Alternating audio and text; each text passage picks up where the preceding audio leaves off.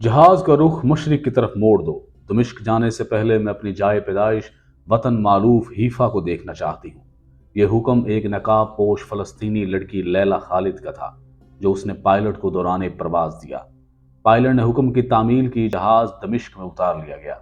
मुसाफरों को यरगमाल बनाकर फलस्तीन की आज़ादी का मुतालबा किया गया। यूं पूरी दुनिया की तवज्जो फलस्तीनियों पर सेहूनी मजालम की तरफ मबजूल हुई।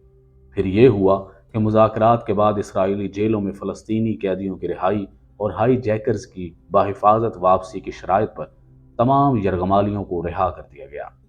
9 अप्रैल 1944 को हीफा में पैदा होने वाली लैला खालिद ने भी हक के लिए लड़ने की ठानी, क्योंकि वो अपने फ़लस्तीन को आज़ाद और महफूज देखना चाहती थी।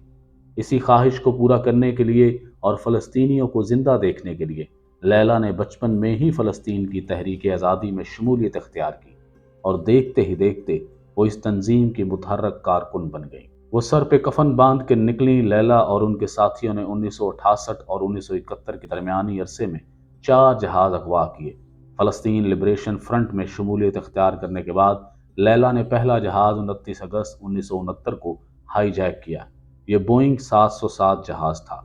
यह जहाज इटली से इसराइल के दारुल हुकूमत तिल अवीव जा रहा था। इतला ये थी कि इसराइल के वज़ीर आज़म इसहाक रॉबन भी इस फ्लाइट के मुसाफरों में शामिल हैं। जैसे ही जहाज एशिया की फ़िज़ाई हदूद में दाखिल हुआ, नकाब पोश लड़की लैला खालिद ने जहाज का कंट्रोल अपने हाथ में ले लिया। लैला और उसके साथी बम्बों से मुसल्लह थे। पायलट के पास हुक्म की तामील के सिवा कोई चारा नहीं था। इस वाक़े के बाद लैला दुनिया भर की तवज्जो का मरकज़ बन गई। हर जगह उसकी बहादुरी के चर्चे होने लगे। टीवी चैनल और अखबारात ने उसके इंटरव्यूज़ नशर किए। अब वो कोई आम लड़की नहीं, बल्कि एक बहादुर मुजाहिदा और आलम इस्लाम की आंख का तारा बन चुकी थी। उसकी तस्वीरों को इतनी शोहरत मिली जो पहले किसी मुसलमान खतून को नहीं मिली थी। उसकी मकबूलियत का अंदाज़ा इस बात से लगाया जा सकता था कि यूरोप में रहने वाली लड़कियों ने उसके हर अंदाज को कॉपी किया। उसके बालों से लेकर स्कार्फ, हत्ता कि लैला की वो अंगूठी जिसमें कोई पत्थर नहीं, गोली जड़ी हुई थी, उसे भी कॉपी किया गया। पहली बार हाईजैकिंग के बाद लैला ने 6 बार प्लास्टिक सर्जरी करवाई और अपनी सूरत मुकम्मल तौर पर तब्दील कर ली। 6 सितंबर 1970 को उन्होंने अपने एक साथी के साथ मिलकर एम्स्टर्डम से न्यूयॉर्क जाने वाली प्रवास को हाईजैक करने की कोशिश की, लेकिन यह कोशिश कामयाब न हो सकी। इस तैयारे को बरतानिया के एयरपोर्ट पर उतार लिया गया। लैला के साथी को गोली मारकर हलाक कर दिया गया, जबकि इन्हें गिरफ्तार कर लिया गया।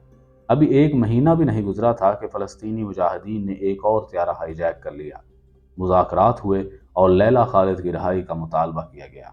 यूं लैला को कैद से रिहाई मिली। लैला ने अपनी सवाने उम्री माई पीपल शैल लिव में अपनी कहानी खुलकर बयान की है। ये दिल को दहला देने वाली कहानी है। ये किताब 1973 में शाया हुई। लैला की ज़िंदगी पर 2005 में फ़िल्म लैला खालिद हाईजैकर के नाम से बनाई गई। इस फिल्म को एम्स्टर्डम के फिल्मी मेले में खूब पजीराई मिली। ये तो थी त्यारा हाईजैक करने की कहानी। अब हम आपको 2 साल पहले का किस्सा सुनाते हैं। लैला अभी हयात हैं। इन्हें आज भी फ़लस्तीनी इलाकों में एक आइकन की हैसियत हासिल है। सितंबर 2020 का जिक्र है कि सान फ्रांसिस्को स्टेट यूनिवर्सिटी की जानिब से मुनक्कद करदा एक वीडियो टॉक को जूम की जानिब से इसलिए मनसूख कर दिया गया क्योंकि इसमें लैला बतौर मुकर्रर मदऊ थी। लैला को यूनिवर्सिटी में जिस मुबाहसे के लिए मदऊ किया गया था, उसका उन्वान किसका बयानिया, सिन्फ, इंसाफ और मज़ाहमत था। इस गुफ्तगू में उनके साथ दीगर शुरका में लारा वाइट हार्न भी मदऊ थी, जो 1983 में अमरीकी सेनेट पर बम हमलों में मुलव्वस होने पर 14 बरस की जेल काट चुकी थी। इसके अलावा सैकवा डिंगा भी मदऊ किए गए अफराद में शामिल थे, जिन्हें अमेरिका में ब्लैक लिबरेशन आर्मी की अपनी रुकनीत से मुंसलिक इल्ज़ामात की वजह से कई दहाइयों तक कैद में रखा गया था। दिलचस्प बात यह है कि मुख्तलिफ हलकों बशमूल इसराइल से मुंसलिक गिरोहों की जानिब से एतराज़ इस गुफ्तगू में सिर्फ लैला खालिद की मौजूदगी के खिलाफ उठाया गया। दिवर्ज नामी इशाती इदारे को दिए गए एक बयान में जूम के तर्जमान ने इस बात की तस्दीक की कि उन्होंने ये सेमिनार मनसूख किया। तर्जमान के अल्फाज थे कि चूँकि ये मुकर्रर बज़ाहिर अमरीका की जानिब से दहशतगर्द करार दी गई तंजीम से ताल्लुक़ रखती हैं और यूनिवर्सिटी ने इसके बरखिलाफ कोई तस्दीक नहीं की, इसलिए हमारा फ़ैसला है कि ये जूम के इस्तेमाल की शराइत और ज़वाबत के ख़िलाफ़ है, और हमने यूनिवर्सिटी को बता दिया है कि वो इस इवेंट के लिए जूम इस्तेमाल नहीं कर सकते। इसके बाद यूट्यूब ने भी इस इवेंट को लाइव स्ट्रीम को शुरू होने के चंद मिनट बाद ही हटा दिया। फेसबुक ने भी इस गुफ्तगू के लिए बनाए गए इवेंट को اپنے پلیٹ فارم سے ہٹا دیا۔ یہ قصہ سنانے کا مقصد یہ ہے کہ آخر کب تک دنیا تصویر کا ایک رخ دیکھتی رہے گی؟